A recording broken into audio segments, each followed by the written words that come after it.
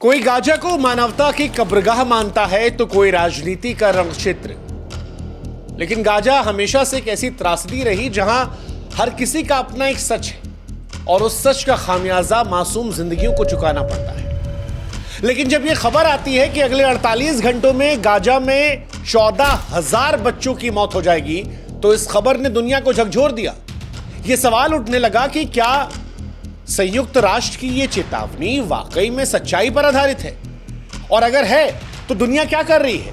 क्या 14,000 बच्चों को आंखों के सामने मरने दिया जाएगा, या फिर इजराइल पर अंतर्राष्ट्रीय दबाव बनाने का यह एक तरीका है?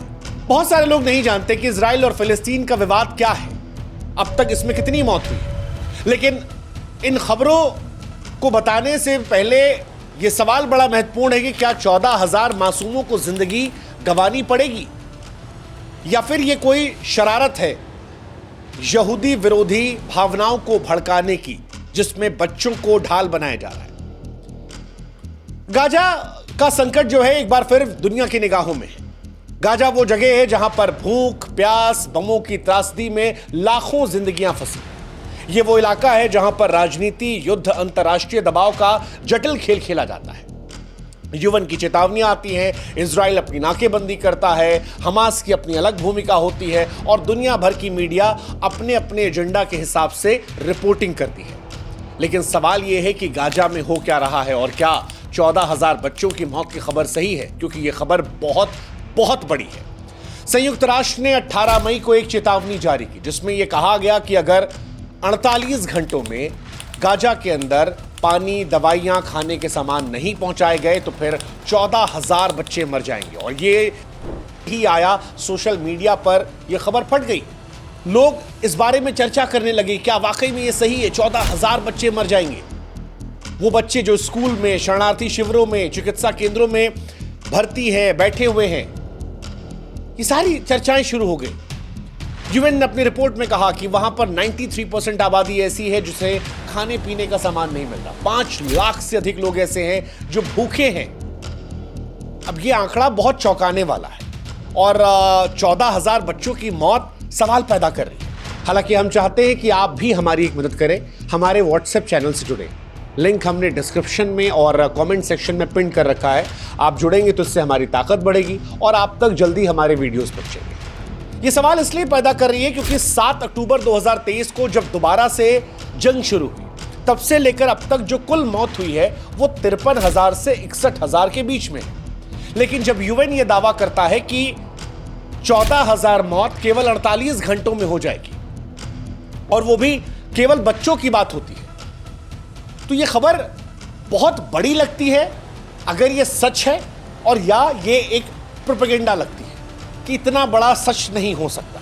अब सवाल यह कि सच है या झूठ है, यूएन का दावा कितना सटीक है, दोनों साइड की बातें बताते हैं। डब्ल्यूएचओ और यूनिसेफ की रिपोर्ट के अनुसार गाजा में कुपोषण के मामले बहुत तेज बढ़ रहे हैं। गाजा का जो खुद का स्वास्थ्य मंत्रालय है, उसने ये बताया कि अब तक गाजा में 3,500 बच्चों की मौत हो चुकी है। इजराइल जो है वो बीते 11 हफ्तों से यहां पर सख्त नाकेबंदी कर रखा है, और इस नाकेबंदी का असर यह है कि गाजा के अंदर कुछ जा नहीं रहा, ना पानी जा रहा है, ना दवाइयां जा रही हैं। गाजा को हर रोज 500 ट्रकों की जरूरत है, लेकिन 5 से 9 ट्रक के बीच में अंदर एंट्री मिल रही है। यूएन की टीम जब गाजा के अस्पतालों में गई, वहां शरणार्थी शिविरों में गई, तो उन्होंने मॉनिटर किया और उसी के आधार पर यह 14,000 बच्चों को लेकर यह डेटा दिया कि 14,000 बच्चों की मौत हो जाएगी। लेकिन दुनिया में कई संगठन हैं जो इस बात को कह रहे हैं कि यार ये दावा प्रैक्टिकली पॉसिबल नहीं है, ये अतिशयोक्तिपूर्ण है, अविश्वसनीय है, जिस पर विश्वास नहीं कर सकते। उनका यह कहना है कि अगर 2023 से अब तक 60,000 मरे हैं, तो यह कैसे पॉसिबल है कि 14,000 48 घंटे मर जाएंगे, और 24 घंटे हो चुके हैं, तो क्या 7,000 बच्चों की मौत हो गई?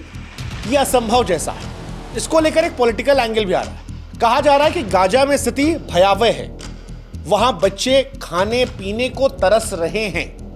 इसलिए क्या यूएन और बीबीसी ने यह दबाव बनाने के लिए रिपोर्ट कर दी ऐसे आंकड़े? क्योंकि 24 घंटे बीतने के बाद 7,000 बच्चों की मौत नहीं हुई है, और यूएन ने जो डेटा दिया है उसके पीछे का डेटा कि किस आधार पर दिया है उसे सार्वजनिक नहीं किया है। ऐसे में इसके टेस्ट पर डाउट होता है। हालांकि इन सबके बीच में एक रिपोर्ट आती है integrated food security face classification IPC की, जो ये कह रही है कि 14,000 बच्चों पर खतरा है, लेकिन ये खतरा 48 घंटों में नहीं है। ये अप्रैल 2025 से लेकर मार्च 2026 के बीच में है। जो 6 महीने से लेकर 59 महीने के बच्चे हैं, उनमें यह खतरा है 71,000 बच्चों में। यानी गाजा के बच्चों में डर खतरा है इस युद्ध का। और जो 14,000 मौत की बात आ रही है वो गंभीर मामलों की है, लेकिन वो 1 साल के ड्यूरेशन का है, वो 2 दिन का नहीं है। ये शब्दों की हेराफेरी हो सकती है।